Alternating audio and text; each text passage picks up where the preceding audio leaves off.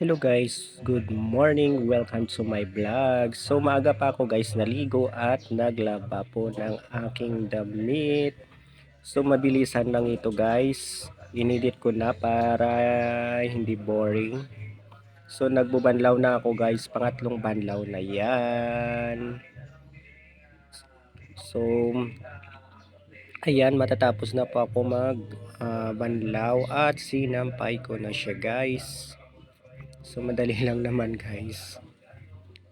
Gamit ko is ipit, hindi ako gumagamit ng hanger.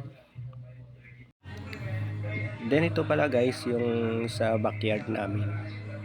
So palagi, nakikita nyo na pa lagi ito sa aking vlog. May mga puno at may mga manok. Puno ng langka, may mga manok. So sa mga kapatid ko yan na manok pansabong. Then meron siyang mga saging, mga tanim ni nanay, mga papaya. So may bago na rin siyang tanim na mga papaya ngayon. At nagkalat yung mga manok. Siyempre nagkumakain sila, nagtutuka. So ayan yung backyard ko, ang background ko guys. Kikita nyo naman yung mga puno ng saging.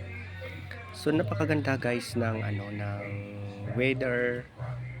Mainit na mainit at makikita mo yung ganda ng beauty ng nature, mga puno, mga kawayan.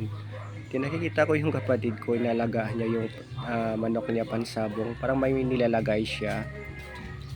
Iwan ko kung ano nilalagay niya guys.